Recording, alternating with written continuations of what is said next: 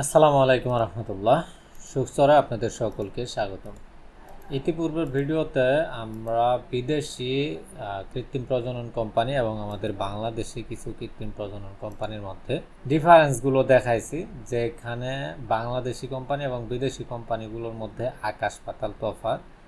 তো বাংলাদেশি কোম্পানির মধ্যে আমরা ব্রাকের কিছু তথ্য তুলে ধরছি, যেটা এই ওয়েবসাইট থেকে আমরা নিয়েছিলাম। এখানে তাদের পূর্ণাঙ্গ তথ্যগুলো নেই, আমি আপনাদেরকে আবারও দেখিয়ে দিচ্ছি। এইটা হলো তাদের কৃত্রিম প্রজননে যেসব বুল ব্যবহার করে সেটার একটা প্রোডাক্ট। এর মধ্যে হলস্টেইন ফ্রিজিয়ান, এখানে আমি বারবার আপনাদেরকে চাপ দিয়ে দেখিয়েছি যে এখানে কোনোভাবেই ঢোকা যাচ্ছে না। এখানে ঢোকা যাচ্ছে না তার কারণ এইটার পরবর্তীতে তারা আরও একটা পেজ খুলে রেখেছে, যেটার নাম হলো এটা brakai.net।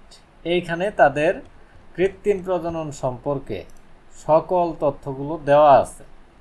তো এখানে দেখেন এই যে বুল এবং ব্রিড নামে যে শাখাটা আছে, এই শাখাতে যদি যাই আমরা 4টা ব্রিড সম্পর্কে এখানে জানতে পারি। হলস্টেইন ফ্রিজিয়ান সম্পর্কে জানতে পারবো, শাহিওয়াল সম্পর্কে, রেড চিটাগং এবং মুর্রা মহিষ সম্পর্কে।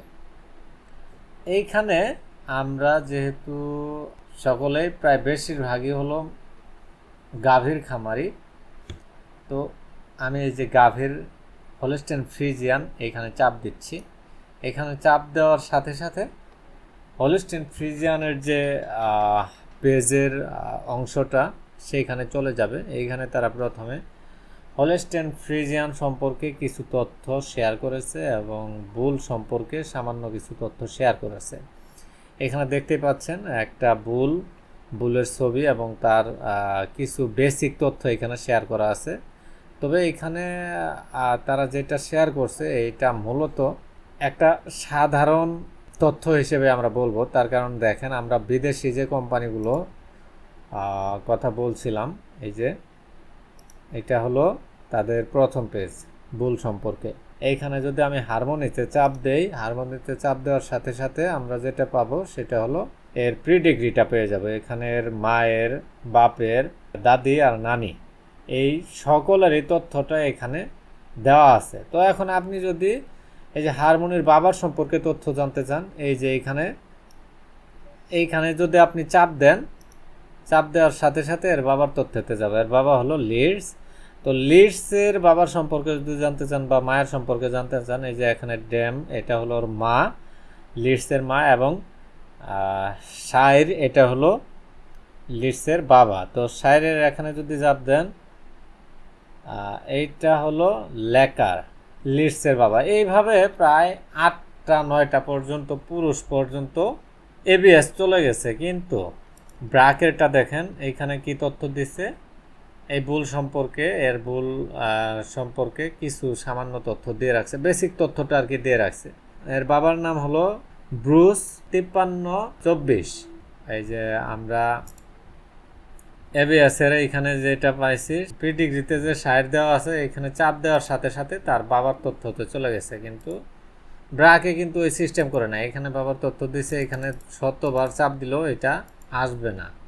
আরেকটা বিষয় যেটা, সেটা হলো ব্রাক তাদের বুলগুলোর যে ক্যাটালগটা তৈরি করছে, এটা পিডিএফ আকারে তৈরি করছে। এই পিডিএফ সম্পর্কে জানার জন্য এই যে ডাউনলোডে চাপ দিতে হবে। ডাউনলোডে চাপ দেওয়ার সাথে সাথে তাদের পেজে চলে যাবে।